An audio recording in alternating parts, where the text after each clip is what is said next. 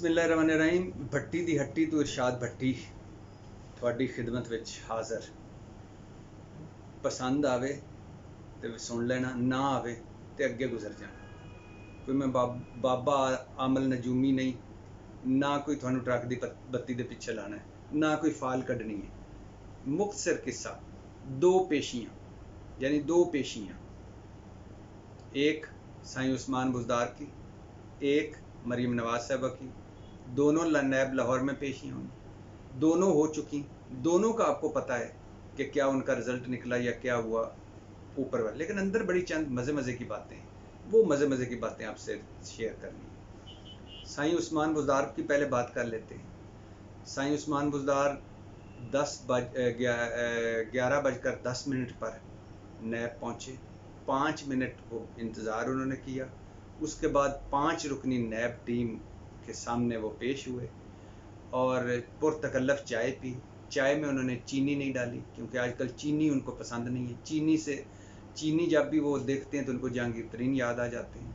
और आजकल साईं उस्मान बुज़दार क्या, तहरीक इंसाफ के सारे अक्लमंद लोग जहांगीर तरीन साहब को ख्वाब में भी देखें तो उठ के बैठ जाते हैं। तो इसलिए उन्होंने शक्कर डाली और चाय पी और 70 सवाल 5 रुकनी नैब टीम ने उनसे पूछे। 12 सवालों के जवाब दे सके, जिनमें से 6 सवालों के जवाब तसल्ली बख्श थे। ये मुबैना कहानी है जो नैब ज़राए के से हासिल की गई और 1-2 सोर्सेज से हासिल की गई, वो आपको सुना रहा हूँ। अच्छा, हर सवाल के जवाब में वो कहते थे मैनू नहीं पता, मैं भुल गया, हुणे जेन तो निकल गया। मेरी और उस्मान बुज़दार साहब की याददाश्त एक जैसी है। मैं भी अक्सर जब बेगम साहिबा के आगे हजूर पेश होता हूँ तो इसी तरह की एक्टिंग करता हूँ। अच्छा, मैंने नहीं याद रहा, जेन इसी होने जेन इसी निकल गया।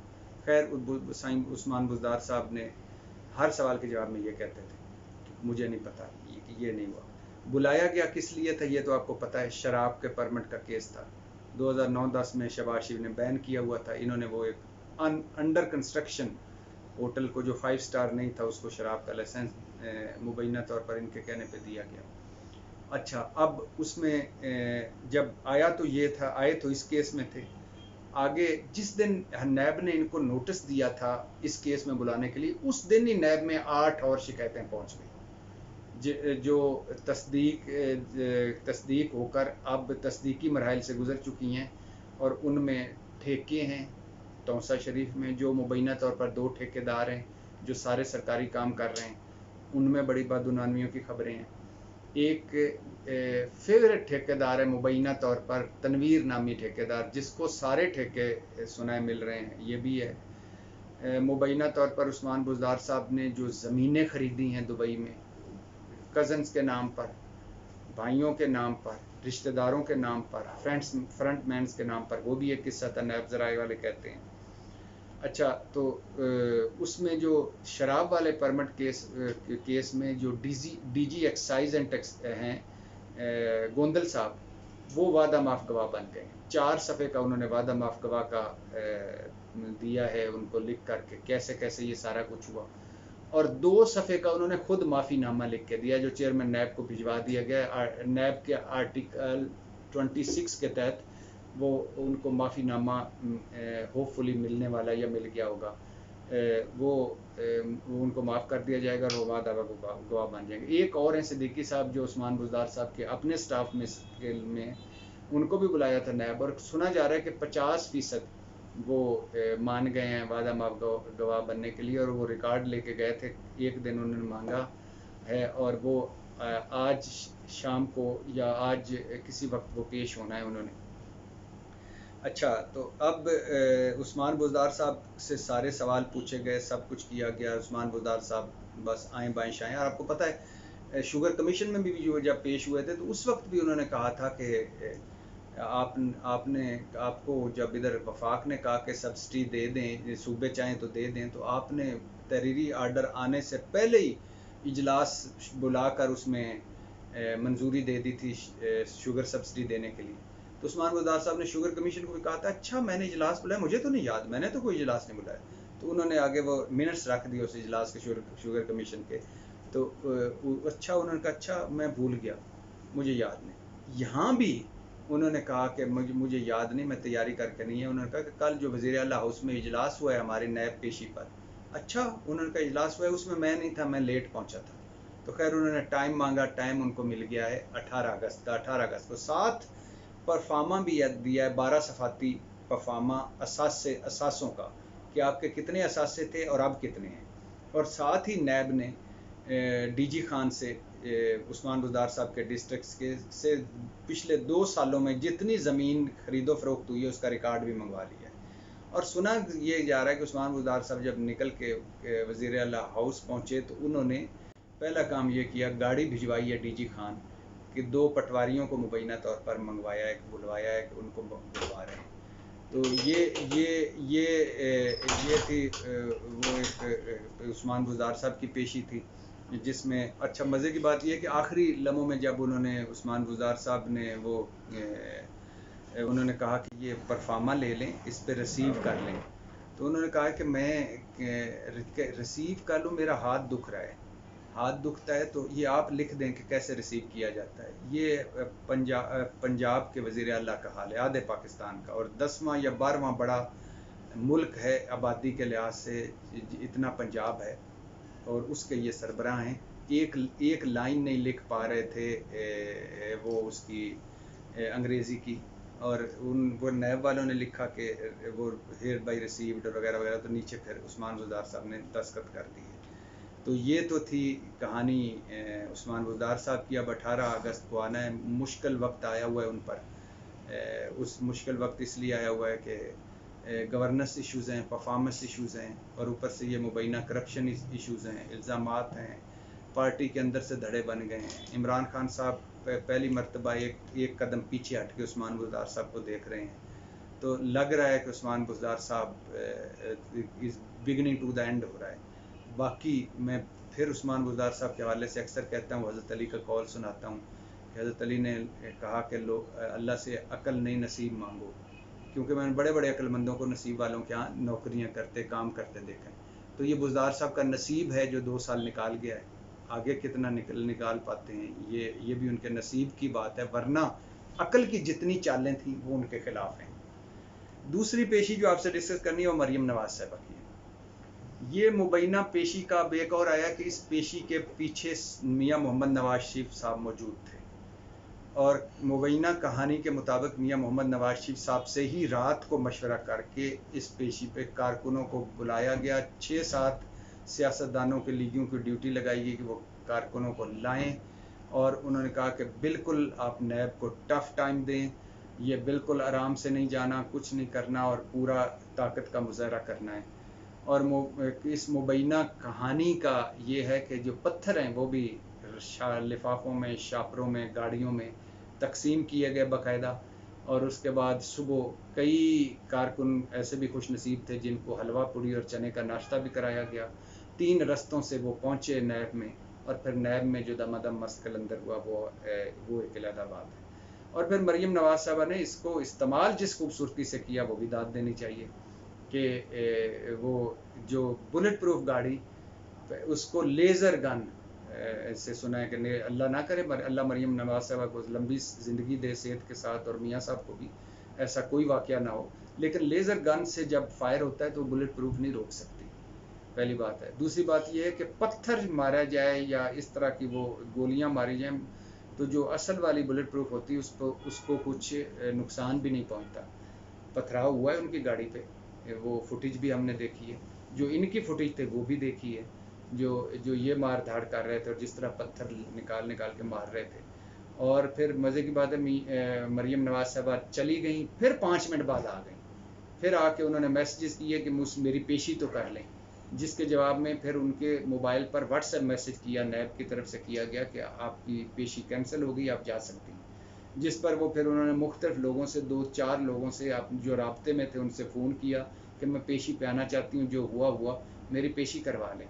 लेकिन नैब वालों ने इनकार कर दिया कि नहीं, हम अब पेशी नहीं करते, अब आप वापस चली जाएँ, आपकी मेहरबानी, जो आपने पेश करना था वो कर दिया है, जिस तरह पत्थर मार दो। फिर उसके बाद सुना जा रहा है कि ये प्रेस कॉन्फ्रेंस का आइडिया भी नवाज शरीफ साहब का था, अच्छा, प्रेस कॉन्फ्रेंस में बड़ा मज़े का वो आपने सुना होगा कि मरीम नवाज़ का प्रेस कॉन्फ्रेंस के दौरान मरीम औरंगज़ेब को बुलाकर कान में कुछ कहना, मरीम औरंगज़ेब का मोबाइल निकालना, और एक जो प्रेस कॉन्फ्रेंस में सामने साफ़ी बैठा है उसको मैसेज करना, फिर उसको मोबाइल से दिखाना इस तरह करके कि मैसेज, अपना मोबाइल देखो, फिर उसका मोबाइल देखना, और फिर वो मोबाइल सवाल पूछना मरीम नवाज साहबा से, और उस सवाल का जवाब देते हुए दुख्तर कायद के चेहरे पे जो सुकून और इत्मीनान और खुशी का इजहार होना, वो आप प्रेस कॉन्फ्रेंस दोबारा देखें, आपको मज़ा आएगा। बड़ी प्लानिंग अच्छी की उन्होंने, और एक यानी ट्वीट मारे, पहले दिन ही प्रोफाइल लग गए कि जैसे वो इस तरह था कि जिस तरह वो खैर से एक बड़े नेक काम या जहाद पे जा रही हैं।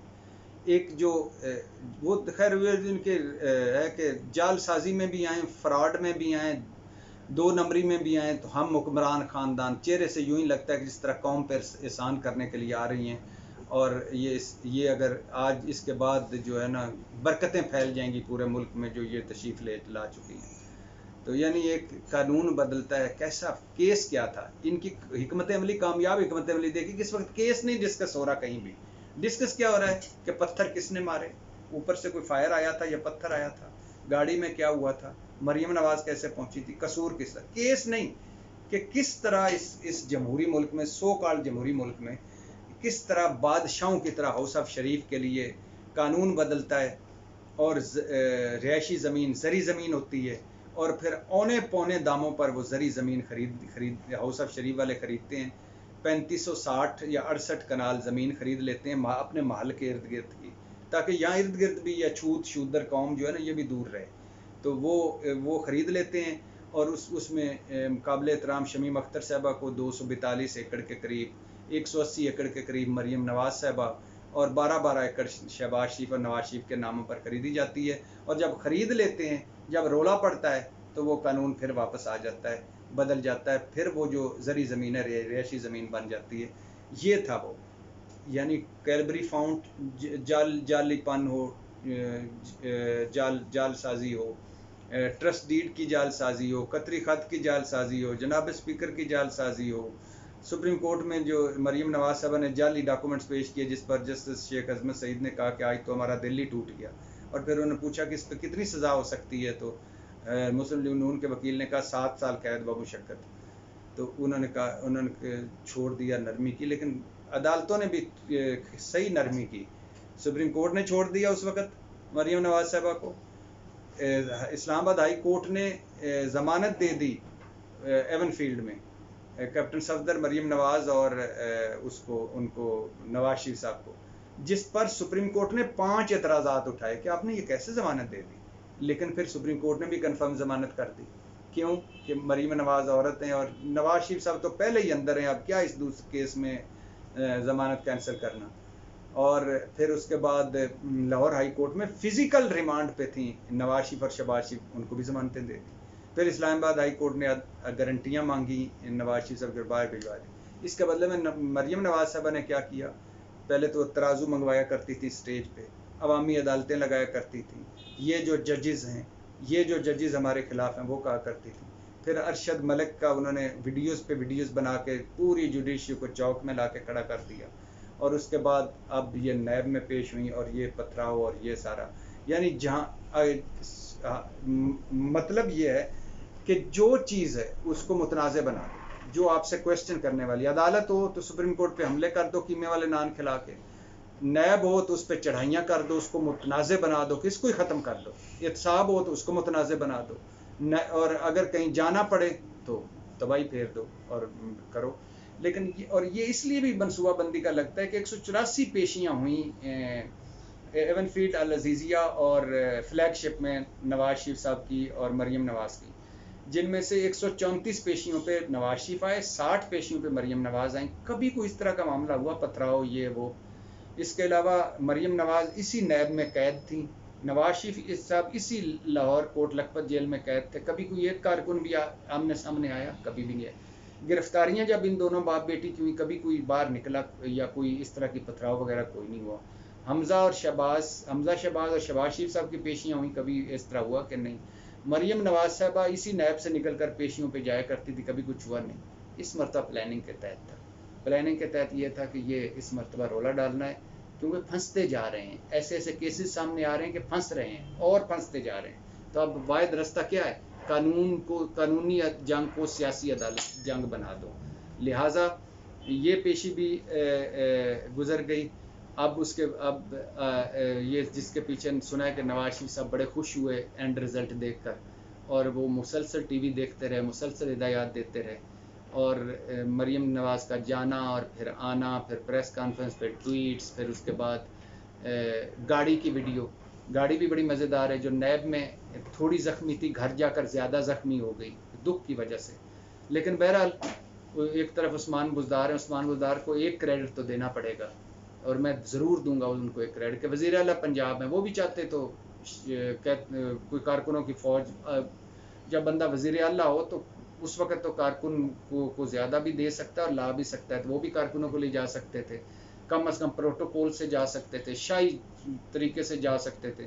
वापसी पर निकल कर कम अज़ कम 2-4 प्रेस कॉन्फ्रेंस अपनी मर्ज़ी के खड़खड़ा सकते थे कुछ, और कोई ये जो मकरो फ़रेब भरी चीज़ें कर सकते थे। लेकिन वो गए और जाकर उन्होंने पेश हुए, और पेशी के बाद घर आ गए। और मुझे याद है कि शहबाज शरीफ साहब जब बहसीत वज़ीर आला गए थे, पेश हुए थे, 1.5 घंटे की पेशी थी। उसके बाद 1.5 घंटा उन्होंने आकर प्रेस कॉन्फ्रेंस की, और उन्होंने वो मशहूर जुमला, 2-3 मशहूर जुमले थे कि मैं, अगर मेरी दिल्ली करप्शन साबित हो जाए, मुझे कब्र से निकाल कर खंबे पे लटका दें, चौक पे लटका दें। और दूसरी उनका मशहूर जुमला था, चेयरमैन नैब, अपने नैब को लगाम दो। और ये इस तरह की उन्होंने 1.5 घंटा प्रेस कॉन्फ्रेंस फरमाई थी। बुज़दार साहब इतना क्रेडिट तो दें, मुझे तो उनकी आइजी देख कर लग रहा था कि टांगा सालम करा के ना चले जाएं कि गाड़ी पे क्या जाना है। बहरहाल 2 पेशियाँ थी, दोनों का हवाला आपके सामने है। इसके पीछे और भी बड़ी कहानियाँ हैं, और इसके बाद क्या होगा आपसे पट्टी दी हट्टी से आपको आगाह करेंगे। Love you, Allah bless you, अपना ख्याल रखें, और आप